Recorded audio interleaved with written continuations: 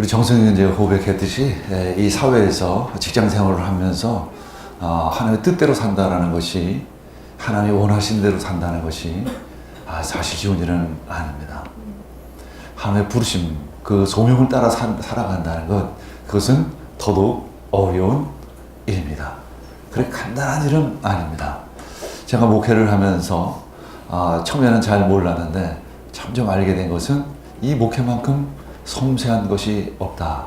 제가 이 목회를 굳이 직업으로 비교한다면 가장 근접한 직업이 무엇일까?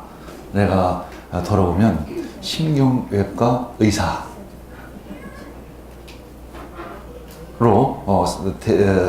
비교할 수 있으리라고 생각이 듭니다. 마치 신경외과 의사가 그 수술을 하는 그런 모습과도 같습니다.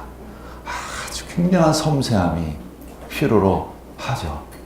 왜냐하면 교회는 천국에 세워진 것도 아니고 이 땅에 세워진 것도 아니기 때문에 그렇습니다. 하늘의 영역에 있지만 또한 땅에 세워져 있기 때문에 그렇습니다. 수시로 우리는 현실의 영향력을 받습니다. 그러나 또는 하늘의 영향력을 세상에 끼쳐야 하는 그런 교회이기 때문에 그런 것이죠.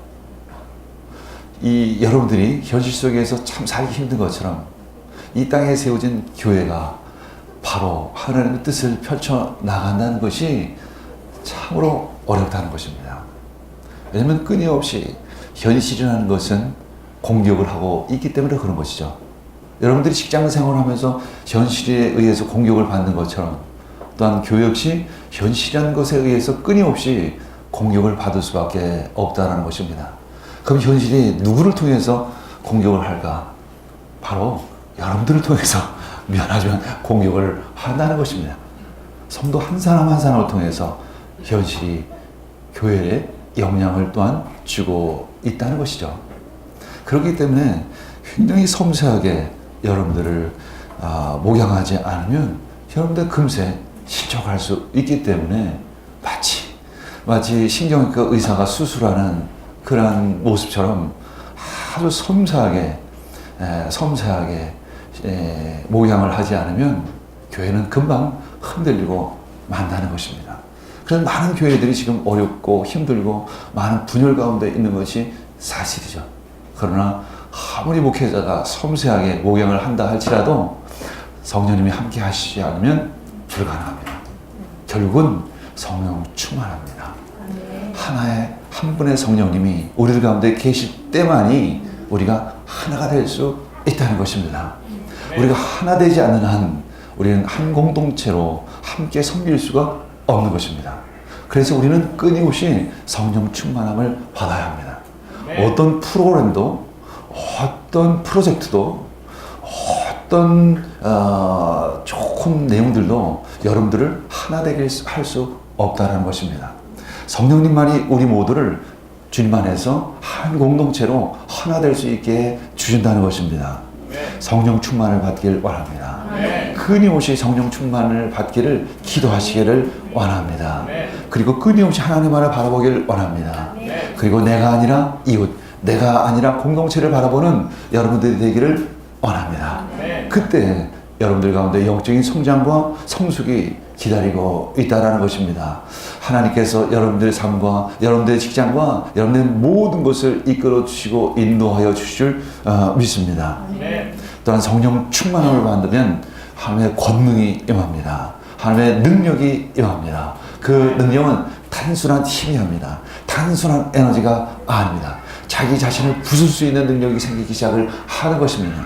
신학의 첫 번째는 무엇일까요? 자기 자신을 부수는 것입니다. 자기 자신을 부수는 것입니다. 그래서 믿음 전에 먼저 해야 될 일은 자기 자신을 완전히 깨어 부수는 것입니다. 망치로 자기 자신을 완전히 깨어 부수는 것입니다. 그것이 바로 회개인 것이죠. 회개는 그래서 은혜인 것입니다. 어떻게 자기 자신을 자기 스스로 깨어 부술 수가 있겠습니까? 하나님의 은혜를 주시지 않으시면 우리는 깨어 부서지지를 않는다는 것이죠. 그래서 가끔 하나님은 박해라는 몽둥이를 사용하시는 것입니다. 박해라는 망치를 사용하셔서 그 예루살렘을 지금 내리치신 것입니다. 그래서 예루살렘을 그 박해라는 망치로 내려 부수자 예루살렘은 흩어질 수밖에 없었던 것입니다. 이 성령의 충만을 받으면 우리의 경계가 무너져야 하는 것입니다.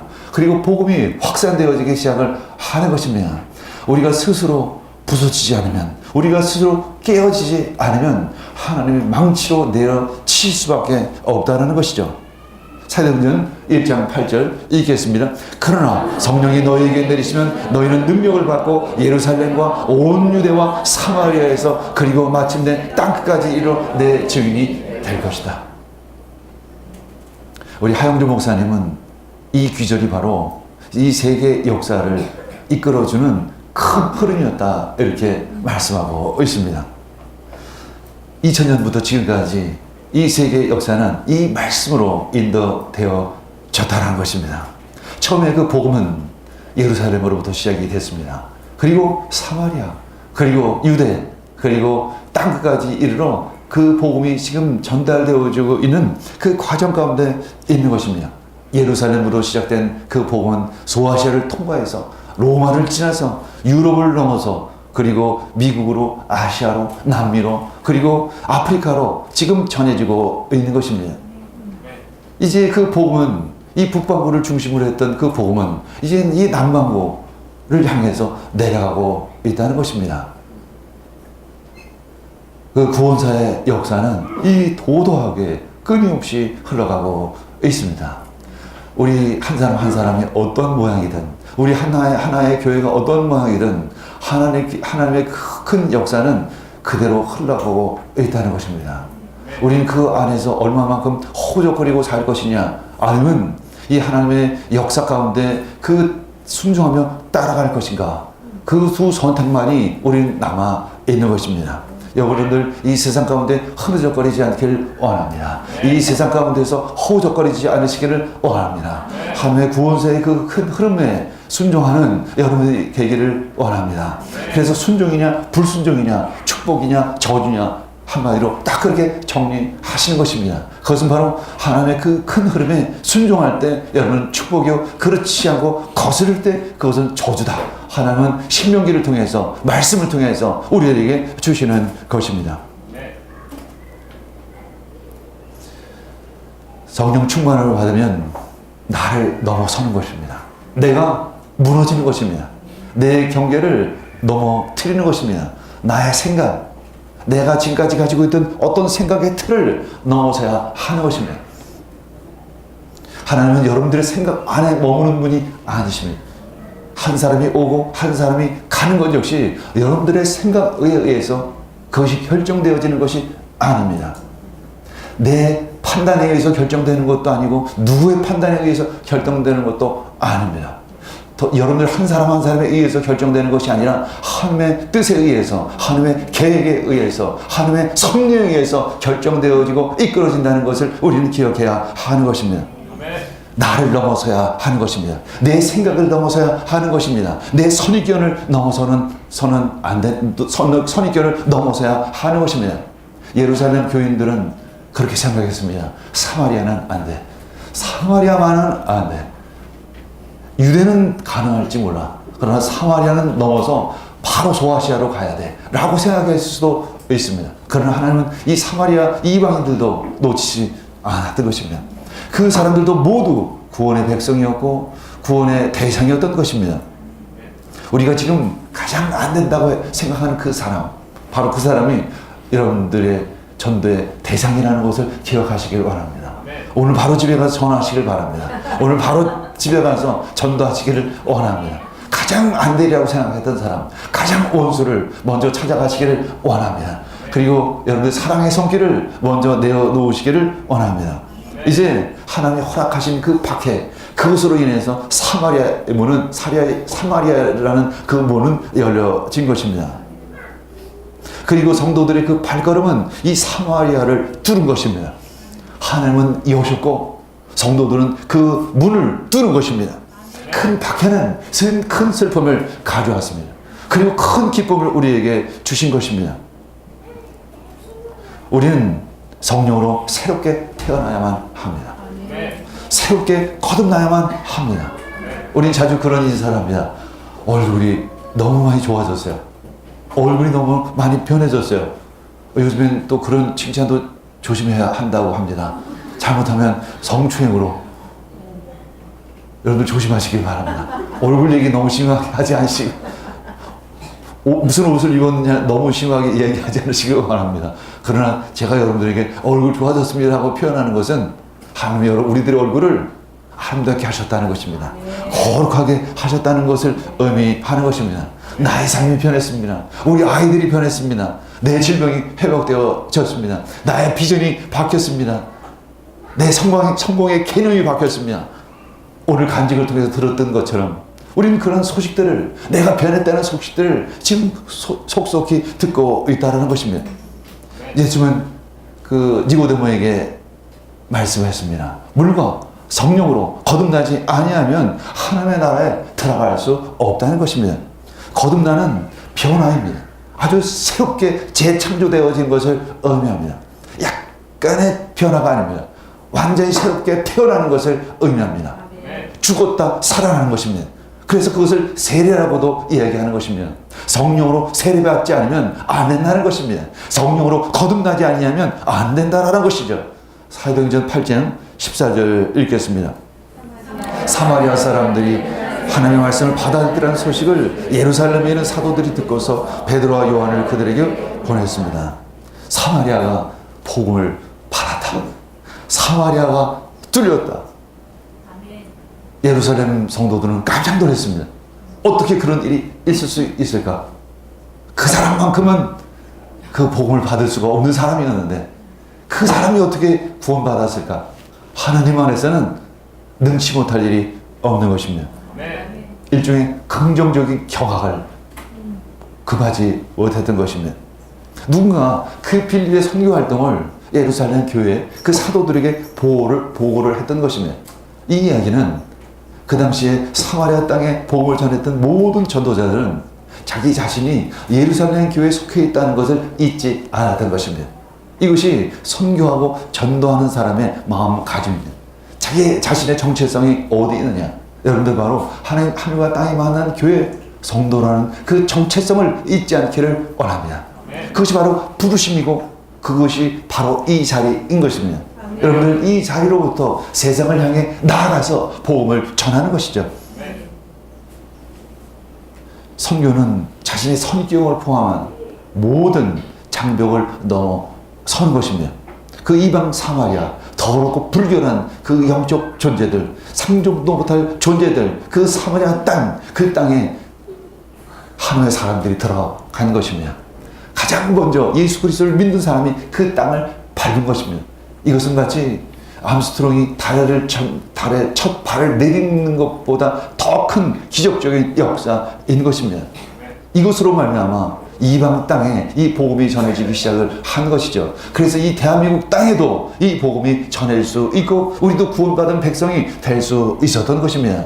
그 당시에 예루살렘 교회 성도들이 사마리아 땅을 밟지 않았다라면, 이방인을 품지 않았다라고 하면 우리에게도 그 복음이 전해질 수가 없었을 것입니다.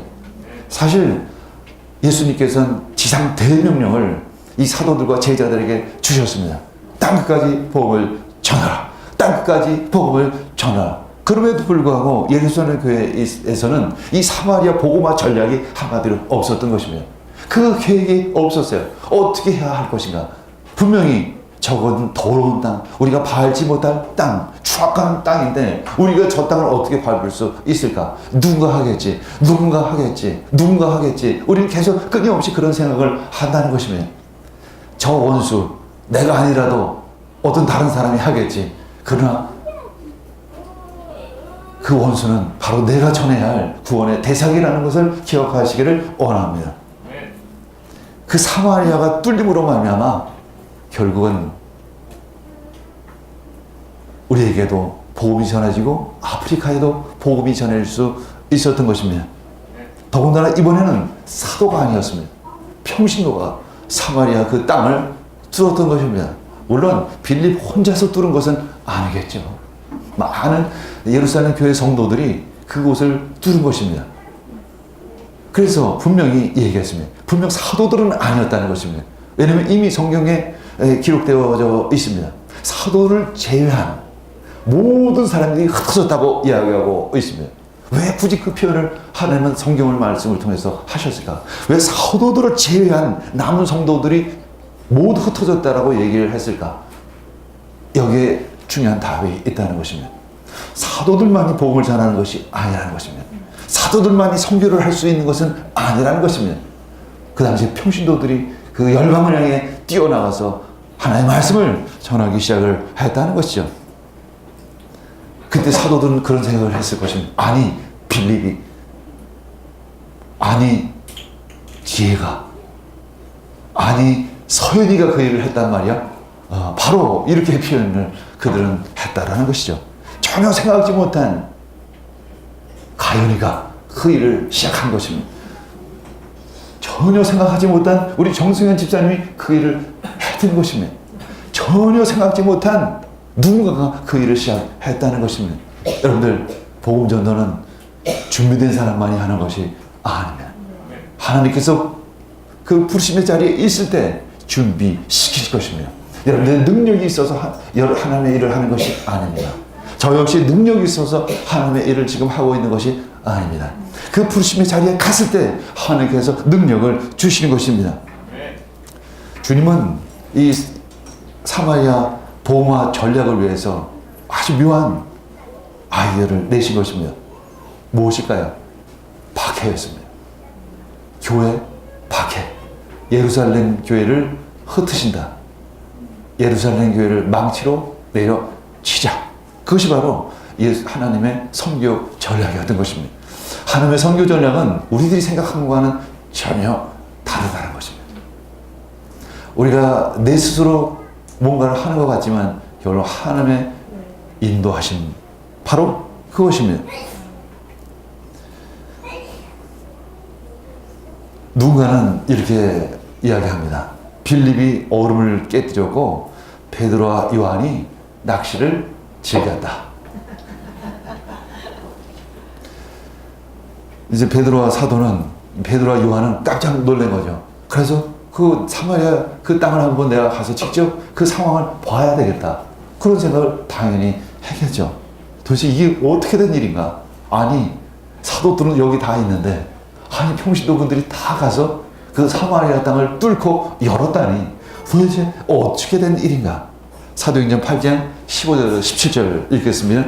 두 사람은 내려가서 사마리아 사람들이 성령을 받을 수 있게 하려고 그들을 위하여 기도하였다. 사마리아 사람들은 주 예수의 이름으로 세례만 받았을 뿐이요 그들 가운데 아무에게도 아직 성령이 내리시지 않았던 것이다. 그래서 베드로와 요한이 그들에게 손을 얹으니 그들이 성령을 받았습니다. 두 사람이 이제 깜짝 놀라서 긍정적인 경악, 기쁨의 경악을 하면서 그 사마리아 땅으로 내려갔던 거죠. 그리고 사마리아 사람들이 성령을 받을 수 있게 주려고 그들을 위해서 안수기도를 했습니다. 왜냐하면 사마리아 사람들은 예수님의 이름으로 쉽게 해서 물 세례만 받았던 것입니다. 그리고 아직 성령 세례는 받지 못했던 것입니다. 여기서 참 우리 한국 교회 가운데 많은 신학 의견들이 다르다라는 것이죠. 오순절주의, 보통 우리나라에서 보면 순복음교회에서는 이 중생과 이 성령 세례를 완전히 구분합니다. 그리고 어느 정도냐면 성령 세례 받지 않으면 구원받지 못한 사람이다. 방언하지 못하면 그것은 성령 세례 받지 않은 것이다. 그렇게까지 아주 이 성령 세례에 대해서 강조를 하고 있습니다. 그러나 보통 장로교, 칼빈은 이 성령 세례는 그냥 성령의 특별한 선물이다. 이런 정도로 약간은 약화시키고 있습니다. 그런데 참 성경을 보면 이것에 대해서 참 뭐가 정확히 맞을까? 아주 사실은 약간은 이 두 의견이 다 어떻게 보면 이 의견이 맞고 어떤 구조를 보면 저 의견이 맞는 것처럼 기록되어져 있습니다. 왜 그럴까요? 저는 대충 느낌이 옵니다. 하나님이 성령을 통해서 성령 세례를 받으면 구원은 받았다. 성령 세례를 받아야만 구원을 받았다라고 여기면 역시 그것에도 문제가 분명히 있을 것입니다. 하나님만이 아십니다. 가만히 묵상해 보시기 바랍니다. 왜 하나님은 이 둘 중에 정답을 우리들에게 첫째냐 둘째냐 말씀해 주시 않으셨을까? 다음에 전화를 기도로 여러분들 집에 가서 깊이 묵상해 보시기를 바랍니다. 여기에 아주 영적인 비밀이 또한 담겨져 있습니다. 저는 단순히 아직 성령 세례 받지 못한 이 중생, 이것을 촛불 그리고 성령 세례 받았을 때 신앙생활을 화롯불에 비유합니다. 또는 가스 순간 온수기를 우리 자세히 들여다보면 물이 뜨거운 물이 나오지 않을 때에도 작은 불이 이렇게 항상 켜 있습니다. 그리고 스위치를 확 여는 순간 물이 지나가고 그 화롯불이 가스불이 확 타면서 차가운 물이 지나가면서 순간적으로 물이 뜨거워지는 거죠. 마치 보통 성령 세례를 받지 않으면 이 내 안에 작은 촛불밖에는 없는 것이죠. 그래서 진짜 내가 신앙생활을 하고 있는지 도대체 알 수가 없습니다. 그러나 성령 충만을 받으면, 성령 세례를 받으면 내가 구원받았구나, 내가 진짜 신앙생활을 시작했구나 라는 확신이 들기 시작을 한다는 것입니다. 고린도후서 1장 22절 읽겠습니다. 하나님께서는 또한 우리를 자기의 것이라는 표로 인을 치시고 그 보증으로 우리 마음 가운데 성령을 주신 것입니다. 인치셨다는 것입니다. 이것은 공문서의 효력을 보장해 준다는 그런 의미를 가지고 있어요. 여러분들 이사를 요즘에 많이 합니다. 가을철이 다가오니까 특히 이제 추석이 지나면 이사를 합니다. 이사하실 때 꼭 도장 찍으시기 바랍니다. 도장 안 찍은 계약서는 의미가 없죠. 사인을 해야 합니다. 그리고 필요한 것이 있으면 다 기록을 해야 합니다. 가끔 저는 그런 이야기를 들어요. 우리 교회에서도 이제 공문서나 이렇게 집 계약서나 등등이 법적인 서류들이 오갈 수 있죠. 근데 우리 집사님들이 그런 경험이 많지 않으니까 다 얘기했는데요 이런 얘기 합니다. 법적으로는 얘기한 거 아무 소용이 없습니다. 글로 써야 합니다. 그리고 도장을 찍어야 하는 거죠. 하나님은 성령을 우리에게 보내주셔서 인치셨다라는 것입니다. 봉인된 서류가 변조되거나 이 소송 중에 내용물이 변경되지 않았다는 증거인 것이죠. 그래서 어떤 중요한 서류, 누가 극비 서류를 보낼 때는 이 봉투에다가 이 서류를 집어넣고 그리고 뚜껑을 닫고 그리고 풀로 붙이고 거기다가 도장을 찢죠. 인비이죠. 비밀이라는 거죠. 그리고 이 내용물이 수송 중에 내용물이 변경되지 않다는 증거로 삼는 것입니다. 여러분들은 구원받았다는 증거로 하나님께서 성령 세례를 주신 것입니다. 우리가 확실하다는 증거를 받는 것입니다. 여러분들, 내가 확실하다는 증거를 내가 가지고 있을 때 우리들의 신앙생활이 얼마만큼 달라질 수 있을까요?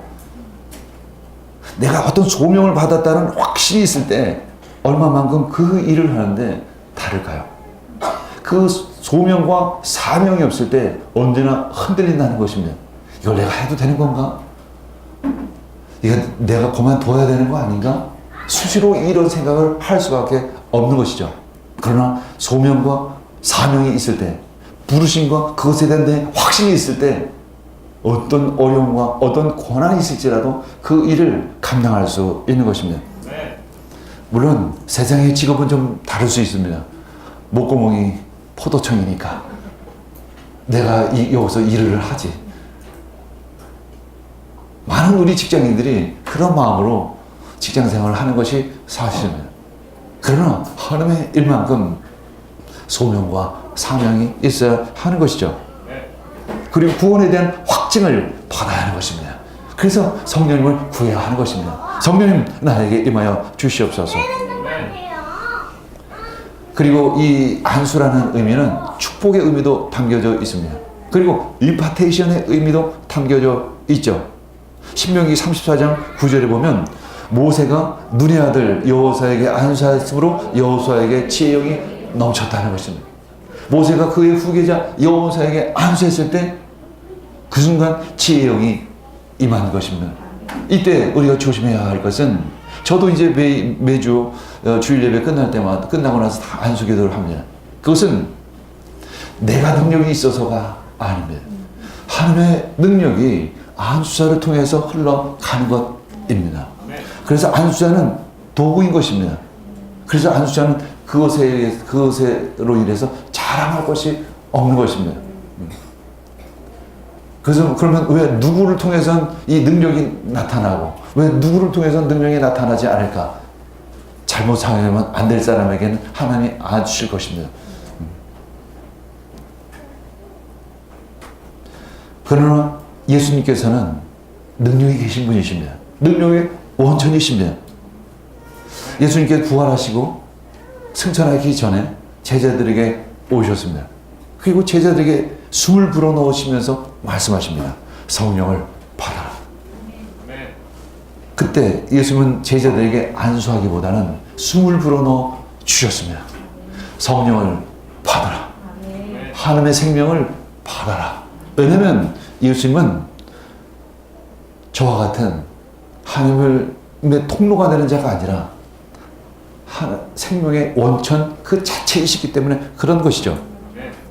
사도행전 8장 18절에서 19절 읽겠습니다. 시몬은 사도들이 손을 얹어서 성령을 받게 하는 것을 보고 그들에게 돈을 내고서 말하기를 내가 손을 얹는 사람마다 성령을 받도록 내게도 그런 권능을 주십시오 하니, 이 성령 충만, 이 성령의 능력의 가장 큰 적은 무엇일까요? 바로 돈입니다. 교회의 가장 큰 적은 무엇일까요? 바로 돈입니다. 교회도 재정이 필요합니다. 선교를 하려면 재정이 물론 필요합니다. 그러나 하나님의 능력을 돈을 주고 살 수 없다는 것입니다. 하나님의 주신 은혜의 신앙을 돈 주고 살 수 없다는 것입니다. 가끔 은사자라고 하는 사람이, 하나님의 능력을 가지고 있는 사람이 그 능력을 풀면서 돈을 대신 받는 사람이 있습니다. 그는 저주를 받을지어다. 저주를 받을 수밖에 없습니다. 하나님의 선물을 돈으로 장사한다는 것은 그것보다 더 위험한 일은 없는 것입니다. 누구에게 예언을 받았는데 내가 그 사람에게 돈을 준다면 그것만큼 위험한 일은 없죠. 물론 교회에 감사헌금을 할 수 있습니다. 모든 은사는 교회의 덕을 위해서 주신 것입니다. 공동체의 덕을 위해서 주신 것입니다. 우리들의 모든 달란트는 교회를 위한 것입니다. 하나님의 나라를 위한 것입니다. 자기가 그것을 중간에 취해서는 안 되는 것이죠. 여러분들 순장으로서 직분을 감당할 수 있습니다. 순원들이 여러분들에게 선물을 줄 수도 있습니다. 그것조차도 참 조심해야 하는 것입니다. 저 역시 신방 가서 여러분들이 교통비를 주실 수도 있겠죠. 그러나 저는 그건 굉장히 조심스럽기 때문에 받지를 않는 것입니다. 그죠? 교회가 그 비용을 차라리 헌금을 하십시오. 그럼 교회 공동체 차원에서 그것을 처리하겠습니다. 사용하겠습니다. 이런 표현인 것이죠. 왜냐면 잘못하면 저 역시 그것을 하나님이 주신 그 은혜를 내가 돈으로 살 수도 있기 때문에 그런 것이죠. 물론 처음부터 그런 마음은 없겠지만 그것이 쌓이다 보면 서로지간에 그런 실수도 할 수 있고 왜곡된 방향으로 충분히 갈 수 있다는 것입니다. 왜냐하면 저나 여러분들이나 다 돈에는 약하다는 것입니다. 보이는 것 중에 가장 강한 것이 무엇일까? 돈이죠. 돈만큼 이게 무서운 것이 없습니다. 그래서 교회 안에 돈거래하지 말자. 교회 안에서 사업하지 말자. 교회를 이용해서 뭔가 돈벌이 하려고 절대 생각하지 말자. 왜냐면 그렇게 되는 순간 하나님보다 돈이 먼저 보이기 때문에 그런 것입니다. 돈만큼 큰 유혹은 없습니다. 돈만큼 금방 나를 유혹하는 것은 없습니다. 돈이 내 주머니에 딱 들어오는 순간 눈이 돌아갑니다. 10만 원에 안 넘어가는 사람도 있습니다. 그러나 100만 원에 넘어갈 수 있습니다. 그러나 1000만 원에 안 넘어가는 사람이 있습니다. 그러나 1억에는 넘어갈 수 있습니다. 1억에는 안 넘어가는 사람이 있을지라도 10억에는 엎어지는 사람이 분명 있을 것입니다. 돈 조심하시기를 원합니다. 교회 안에서 돈거래하지 않으시기를 원합니다. 교회 안에서 아무리 작은 물건이라도 팔지 않으시길 원합니다. 절대 그걸로 끝나지 않습니다. 그것이 쌓입니다.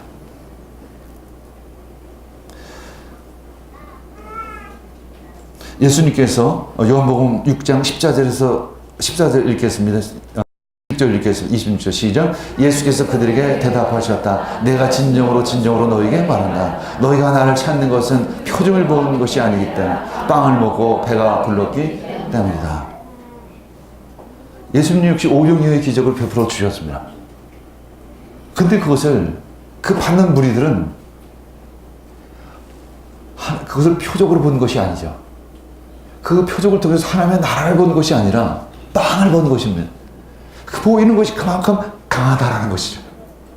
당장 배고픔을 채워줄 수 있는 것은 빵이었기 때문에.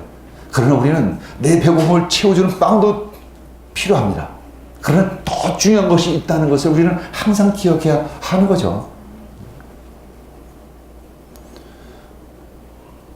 그래서 존 대첼이라는 그 면제를 앞장서서 팔았던 그 카톨릭 그 신부는 당신의 돈이 통에 떨어지는 그 순간 당신이 위하여 지불한 그 사람의 영혼이 바로 연옥의 불 밖으로 튀어나온다. 이런 교리를 만들었던 것입니다. 돈이 참 무섭습니다. 그래서 시몬에서 나온 사이머니는 바로 성직 매매라는 의미를 가지고 있습니다. 신앙이 돈과 결부될 때 참 위험한 것입니다. 그래서 교회가 권력과 손을 잡는 순간 대단히 위험한 것이죠. 그래서 한국 교회 중에 어느 부분이 그런 부분이 있는 거죠. 권력과 손을 잡을 때 일시적인 부흥이 있습니다. 일시적인 성장은 있습니다. 그러나 그것은 금방 그 교회를 세속화시키고 인본주의적으로 바꾸는 그런 통로가 된다는 것을 우리는 기억해야 하는 것이죠.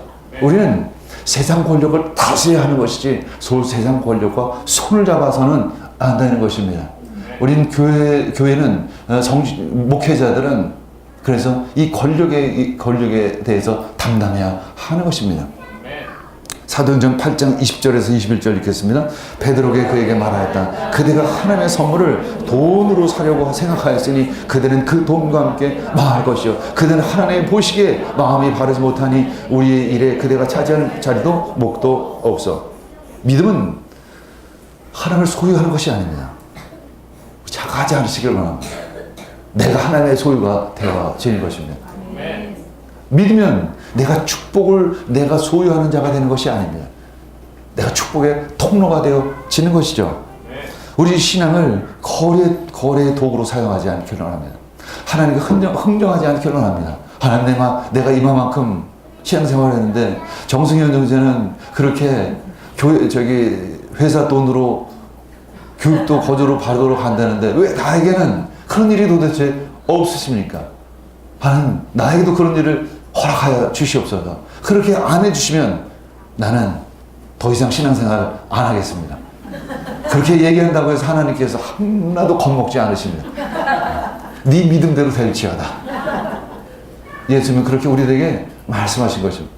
그래서 우리 가끔 간증하는 게 좀 조심스럽기도 합니다.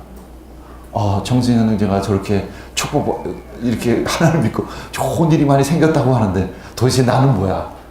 나는 병 생기고 나 사업 망하고 나는 왜 이 모양 이 꼴이야? 나는 그러면 저 정승현 형제만큼 신앙이 부족한 거야? 내가 온전히 뭔가 덕을 쌓지 못한 거야? 내가 온전히 봉사하지 못한 거야? 이런 착각하지 않으시길 바랍니다. 하나님은 각자 다 다른 방법으로 다스리십니다. 어쩌면 정승현 형제는 그렇게 해야 신앙생활을 할 수 있으니까.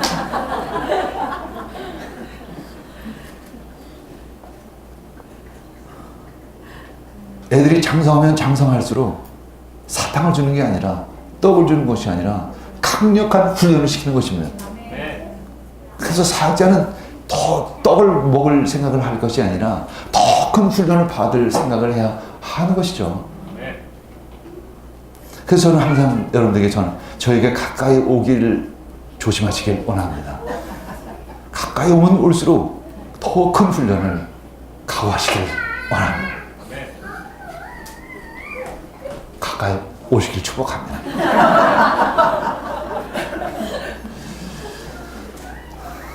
성령은 인간의 통제 아래 있는 분이 아니십니다. 바람처럼 물처럼 생명력 있게 흘러가시는 분이십니다. 그러나 시몬은 성령이 그분을 원한 것이 아니라 성령의 능력을 원했던 것입니다. 그래서 이 바울 사도는, 베드로 사도는 이렇게 말합니다. 그러므로 그대는 이 악한 생각을 회개하고 주님께 기도하시오. 그러면 행여나 어쩌면 그대는 그대 마음속에 나쁜 생각을 용서받을 수 있을지도 모르고, 아마 성령이 이렇게 또 불확실하게 애매모호하게 이야기한 건 자주 있지 않을 것입니다. 아주 애매모호하게 시몬에게 이야기했던 것입니다. 왜냐면 그 마음 깊은 곳엔 아직도 돈이 가득 차 있기 때문에 그런 것이죠. 그것이 눈에 보이기 때문에 참 너가 그 돈을 내려놓기가 참 쉽지 않겠다. 베드로는 이미 그 마음을 알고 있었던 것입니다. 한마디로 이거, 네 마음속에는 돈에 대한 욕심을 내려놓는다면 넌 가능하지만 그걸 내려놓지 않으면 너에게 회개할 수 있는 기회조차 없을 것이라는 것입니다. 그때 시몬이 아주 순진한 대답을 합니다. 여러분들이 말한 것이 조금도 내게 미치지 않도록 나를 위하여 주님께 기도해 주시옵소서. 여러분들이 기도하시길 원합니다. 여러분들이 회개하시길 원합니다. 여러분들 대신해서 내가 회개할 수 없습니다. 여러분들 스스로 회개하시길 원합니다. 신앙은 여러분들과 하나님과의 관계입니다. 내가 여러분들의 신앙을 대신해 줄 수가 없다는 것을 기억하시길 원합니다. 여러분들은 여러분과 독대하는 것입니다. 여러분들이 하나님을 바라보며 나아가야 하는 것입니다. 물론 하나님은 저를 통해서 여러분을 다스릴 수 있는, 모양할 수 있는 그런 리더십을 허락하여 주셨습니다.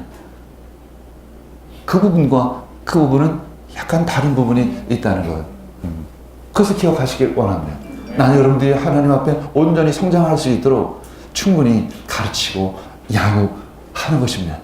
그래서 여러분들은 또 목사님의 그 가르침에 순종해야 할 그런 책임도 있는 것이겠죠. 그때 이렇게 베드로와 요한은 하나님의 말씀을 지금하여 말한 뒤에 예루살렘으로 돌아가는 길에 사마리아 사람의 여러 마을에 복음을 전했던 것입니다. 이제 평신도 이제 사도들이 협력 사역이 이루어지기 시작을 하는 것입니다. 복음이 온 땅에 전해지기 시작을 하는 것입니다. 여러분들의 발걸음이 축복이 있을 줄 믿습니다. 우리 함께 기도하겠습니다.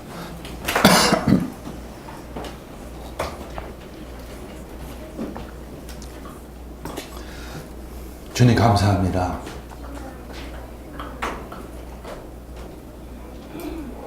오늘 이 시간 사마리아가 열려진 것을 봅니다. 나의 한계가 뚫어지는 것을 봅니다. 주님, 내 발걸음을 인도하여 주시옵소서. 내 발걸음이 지금까지 내가 갈 수 없다라고 생각했던 곳에 가서 복음을 전할 수 있기를 원합니다. 내가 할 수 없다고 생각했던 그 사람에게 복음을 전할 수 있기를 원합니다. 아버지 하나님, 저희들이 하나님 앞에 우뚝 서는 귀한 하나님의 사람들이 되기를 원합니다. 감사드리며 이 모든 말씀 예수님의 이름으로 기도합니다. 아멘.